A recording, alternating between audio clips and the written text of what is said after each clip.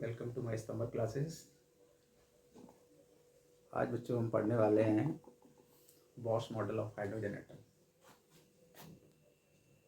Boss model of hydrogen atom.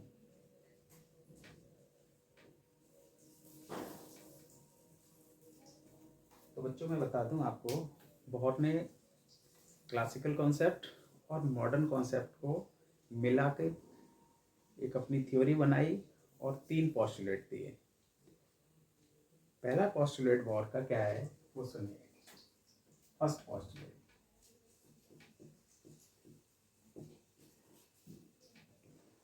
Bohr ने अपने first postulate में कहा था कि हर एटम का इलेक्ट्रॉन न्यूक्लियस के चारों तरफ एक डेफिनेट एनर्जी लेवल में रिवॉल्व करता है। मतलब अगर ये एटम का न्यूक्लियस है, न्यूक्लियस के अंदर positive charge proton and neutrons lie करते हैं और इलेक्ट्रॉन यहाँ एक निश्चित एनर्जी लेवल पे, इसका एक लेवल, एनर्जी का जो लेवल है ये फिक्स्ड होगा। फिक्स्ड एनर्जी लेवल में इलेक्ट्रॉन चारों तरफ रिवॉल्व करता है और इसको जो फोर्स मिलता है इलेक्ट्रोस्टैटिक फोर्स मिलता है, जो कि सेंट्रीपिटल फोर्स की तरह काम करता है और इलेक्ट्रॉन न्यूक्लियस की चारों तरफ रिवॉल्व करता है। ये इनका पहला पोस्टुलेट था। दूसरे पोस्टुलेट में इन्होंने कहा कि इलेक्ट्रॉन जो रिवॉल्व करेगा, सेकेंड पोस्टुलेट में इन्होंने कहा कि इलेक्ट्रॉन जो रिवॉल्व करेगा वो इस तरीके से रिवॉल्व करेगा कि इलेक्ट्रॉन का एंगुलर मोमेंटम h/2 पाई के इंटीग्रल मल्टीपल में होगा। मतलब angular momentum mvr of electron will equal to integral multiple of h/2 pi, where n is the number of orbit जिस ऑर्बिट में इलेक्ट्रॉन घूम रहा है। पहले ऑर्बिट में घूम रहा है n1, दूसरे में घूम रहा है n2, तीसरे में घूम रहा है n3। so n is the number of orbit or we can say principal quantum number and h is Planck's constant। तो Planck's constant की वैल्यू बच्चों याद करो 6.63 into 10⁻34 joule second. So electron can revolve in the orbit in which the angular momentum of electron is always in the integral multiple of h/2 pi। ये इनका second postulate था। Third postulate में इन्होंने क्या कहा? थर्ड पोस्टुलेट, इलेक्ट्रॉन एक orbit से दूसरे ऑर्बिट में जाना चाहता है। जैसा कि इन्होंने फर्स्ट पोस्टुलेट में बता दिया कि एनर्जी फिक्स एनर्जी लेवल में ही इलेक्ट्रॉन रिवॉल्व करेगा। हर ऑर्बिट की एक एनर्जी फिक्स एनर्जी होती है। मान लीजिए ये फर्स्ट ऑर्बिट है, इसकी एनर्जी E1 है, दूसरा ऑर्बिट है जिसकी एनर्जी E2 है। तो इलेक्ट्रॉन अगर E1 से E2 में जाना चाहेगा तो इसको कुछ एनर्जी चाहिए और E2 से E1 में आएगा तो ये कुछ एनर्जी रिलीज करेगा। तो एनर्जी जो फोटोन के फॉर्म में या तो एब्जॉर्ब करेगा या एनर्जी रिलीज करेगा। तो energy released in the transaction of the electron from one orbit to transfer of electron from one orbit to another orbit will always equal to h nu। तो h nu equals to energy difference E2 minus E1। अगर electron fall करता है higher energy level से lower energy level में तो ये photon के form में एनर्जी रिलीज करेगा जिसकी फ्रिक्वेंसी म्यू होगी, h प्लैंक्स कांस्टेंट होगा। ये इनका थर्ड पोस्टुलेट है। नाउ बच्चों ये 3 पोस्टुलेट आपको याद कर लेना है। इनका डिस्क्रिप्शन पूरी थ्योरी में नोट्स में लिखी हुई है, उसको रीड कर लेना। बाकी शॉर्ट में मैंने आपको समझा दिया है। अगर एग्जाम में क्वेश्चन पूछा जाता है एक्सप्लेन बॉस पोस्टुलेट, तो ये 3 पोस्टुलेट्स आपको लिखना है। इसके साथ साथ कुछ डेरिवेशंस भी हैं। डेरिवेशंस क्या क्या हैं कि अगर nth ऑर्बिट में इलेक्ट्रॉन की स्पीड क्या होगी, nth ऑर्बिट में इलेक्ट्रॉन की एनर्जी क्या होगी, nth ऑर्बिट में इलेक्ट्रॉन की रेडियस क्या होगी। तो ये देखिए बच्चों, पहला formula radius of electron in nth orbit Rn equals to epsilon h square upon pi into me into e square into n square. Here epsilon is constant, h is constant, pi is constant, mass of electron is constant and charge on electron is constant. So this term is constant. Now radius of nth orbit is directly proportional to n square. Here remember it is also Z is also here. If it is not hydrogen atom, then Z will be some atomic number of the electron in which it is revolving. So Z is the atomic number. So radius of nth orbit is this, which is directly proportional to n square and inversely proportional to Z also. And velocity of electron in nth orbit is given by Vn equal to E square upon 2h epsilon naught n. Here velocity is inversely proportional to, velocity in nth orbit is inversely proportional to number of orbit, that is principal quantum number. Here total energy of the electron m is En equal to m into e raised to power 4 upon 8 epsilon naught square n square h square. Okay, h is constant, n is number of orbit, epsilon naught is constant, 8 m and e, all these are the constant terms. So we have to learn these formulae for numerical purpose, and we have to derive this one also, which I have discussed in notes. When we put the values of these h, pi, m, e, n square, we can find the value of Rn in by putting number of orbit n. Now try to understand from one example. This one is the example. In Bohr's model of hydrogen atom, the radius of first electron orbit is this. What will be the third radius and first orbit of the singly ionized helium atom?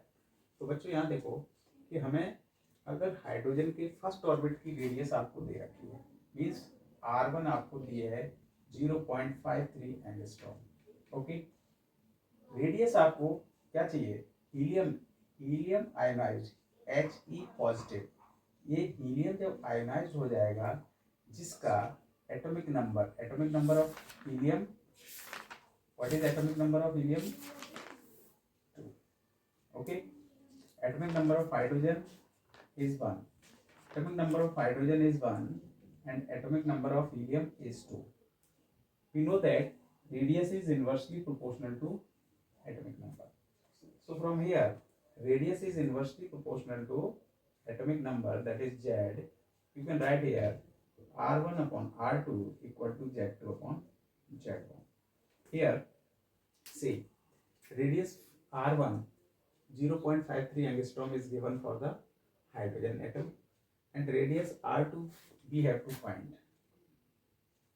So from this formula, R1 is 0.53 angstrom and R2 we have to calculate, Z2 is 2 and Z1 is 1.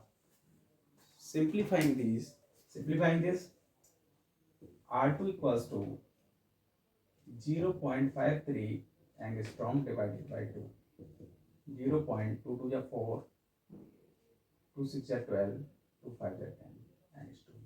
So it will be the radius of singly ionized helium atom like this. So using that formula we can find the radius of helium. So बच्चों, as we discussed in first postulate, Bohr's first postulate, that atom revolves in a definite energy level.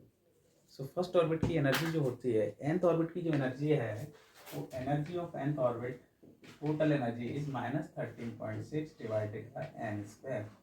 It is the total energy of nth orbit. अगर हम n की जगह 1 put करते हैं, अगर n equals to 1 होता है, मतलब फर्स्ट ऑर्बिट की अगर हम एनर्जी देखें, n इक्वल टू 1 पुट करेंगे तो energy of first orbit -13.6 electron volt मिलेगी. n इक्वल टू अगर हम 2 पुट करते हैं तो जो एनर्जी E2 सेकेंड ऑर्बिट की जो एनर्जी होगी वो -1.51 इलेक्ट्रॉन वोल्ट होगी. n इक्वल टू 3 पुट करोगे तो एनर्जी ऑफ थर्ड ऑर्बिट जो होगी वो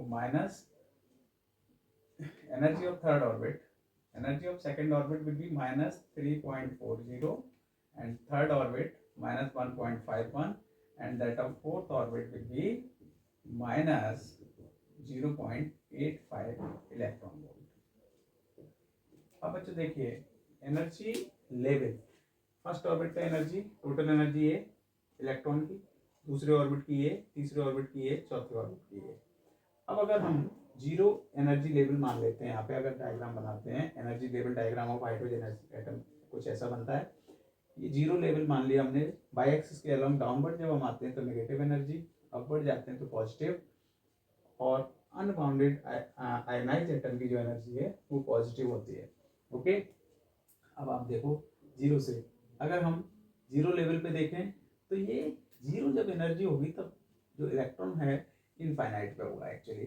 तो फर्स्ट ऑर्बिट की जो एनर्जी है सबसे नीचे जाती है -13.6 जब n1 होता है, जब n2 होता है तो ये एनर्जी है, n3 होता है तो ये एनर्जी है, n4 है तो ये एनर्जी बनती है। तो सो बच्चों ये एनर्जी लेवल डायग्राम है हाइड्रोजन एटम का, केवल सिंगल इलेक्ट्रॉन के लिए, हाइड्रोजन के लिए। if energy of first orbit, that is any orbit, initial orbit, -13.6 n1 square, and energy of final orbit is -13.6 upon n2 square। मान लीजिए कोई ऑर्बिट है जिसमें इलेक्ट्रॉन रिवॉल्व कर रहा है, उसका एनर्जी ई इनिशियल मान लिया आपने और ये ई फाइनल मान लिया। तो बच्चों मैं आपको बता दूं कि जो न्यूक्लियस के नज़दीक जो इलेक्ट्रॉन होता है उसकी एनर्जी कम होती है, जैसे जैसे दूर जाता है इलेक्ट्रॉन उसकी एनर्जी, टोटल एनर्जी इंक्रीज कर जाती है। मतलब दूसरे ऑर्बिट में जब इलेक्ट्रॉन जाएगा, हायर ऑर्बिट में जब इलेक्ट्रॉन जाएगा तो इसकी एनर्जी बढ़ जाती है, क्योंकि एन बढ़ने से ये पूरा फ्रैक्शन कम हो जाता है, लेकिन नेगेटिव में कम हो रहा है इसलिए टोटल एनर्जी बढ़ जाती है। तो फाइनल ऑर्बिट में मतलब दूर जब न्यूक्लियस जाता है, न्यूक्लियस से दूर जब इलेक्ट्रॉन जाता है तो एनर्जी जो है इलेक्ट्रॉन की ज़्यादा हो जाती है। तो अगर इलेक्ट्रॉन एक ऑर्बिट से दूसरे ऑर्बिट में आता है तो कितनी एनर्जी रिलीज करता है, तो उसके लिए हम बोर के थर्ड पोस्टुलेट से सीख चुके हैं। तो energy released H nu will be equal to E final minus E initial, means -13.6 upon n2 square minus plus 13.6 upon n1 square. It will be in electron volt. So taking 13.6 outside, you will get 13.6 in bracket 1 upon n1 square minus 1 upon n2 square. It is the energy h nu. In place of nu, we can write c upon lambda also. So after writing c upon lambda here, so h into c upon lambda will equals to 13.6 into 1 upon n1 square minus 1 upon n2 square. So from here 1 upon lambda will equal to 13.6 upon 1 upon lambda equal to hc 1 upon n1 square minus 1 upon n2 square, where 1 upon lambda is called wave number. What is this? Wave number.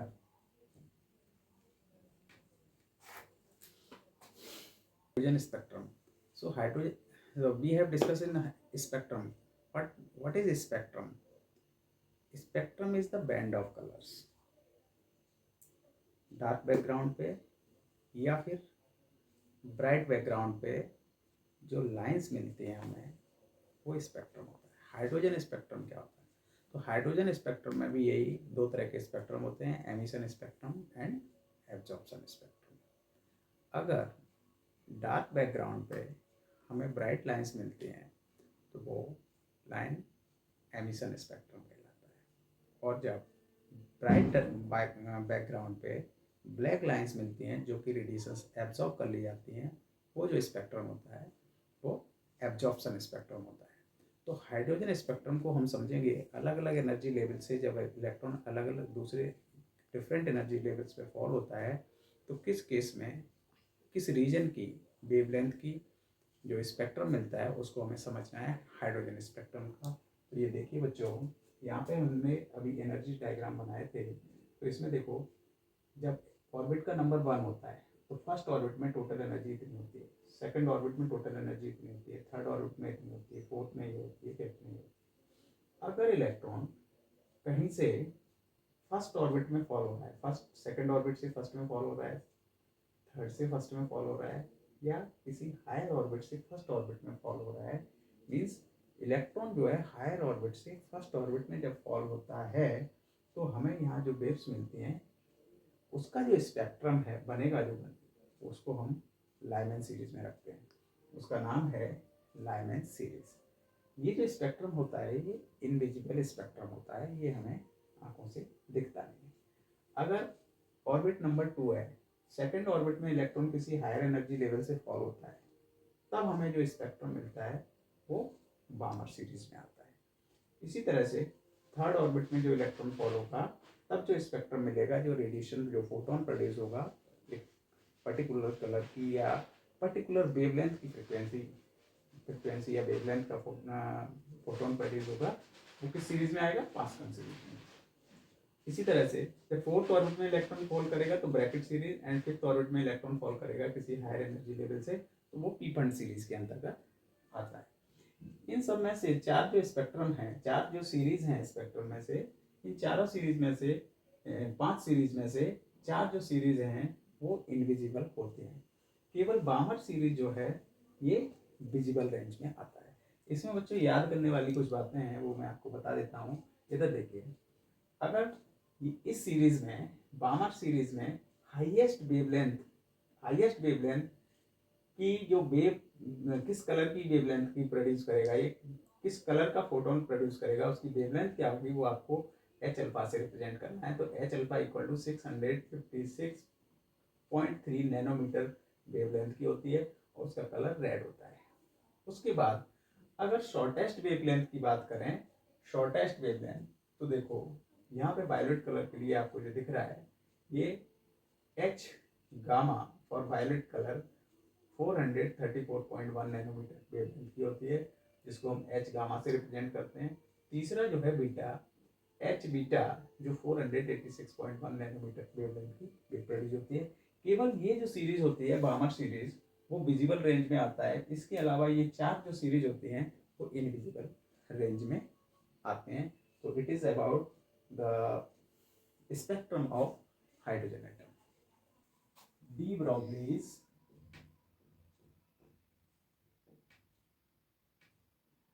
comment on second postulate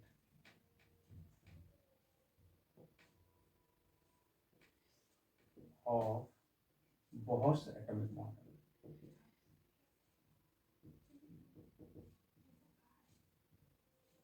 de Broglie ने Bohr atomic model के विषय में क्या comment किया। बच्चों हम de Broglie के विषय में पढ़ चुके हैं। डी ब्रॉगली वेव, इन्होंने बोला था कि हर मूविंग पार्टिकल के साथ, हर मूविंग बॉडी के साथ एक वेव एसोसिएटेड होती है।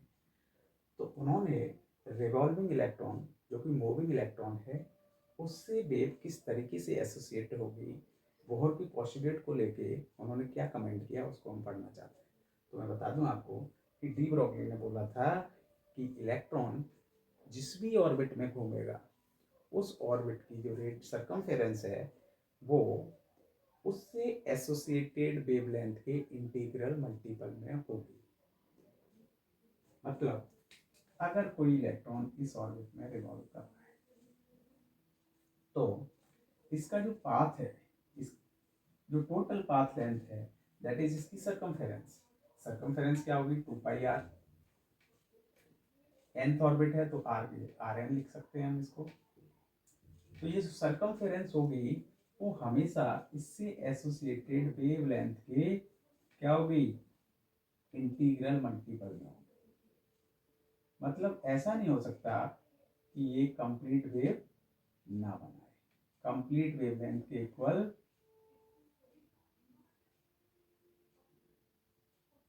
ऐसे। So electron will revolve in the orbit whose circumference will be equal to integral multiple of de Broglie wavelength, that is 2πrn equal to n lambda. It was the comment, de Broglie's comment on second postulates of Bohr's atomic model। तो बच्चों इस तरीके से हमने ये theory पढ़ी। Theory से संबंधित हमने कुछ बेसिक जानकारी कलेक्ट की, बोर्ड के लिए सफिशिएंट है। और इन फॉर्मूलों को आप लोग याद करो। बाकी क्वेश्चंस को हम अगले वीडियो में डिस्कस करेंगे। उसके लिए चैनल सब्सक्राइब अवश्य करें। Thank you.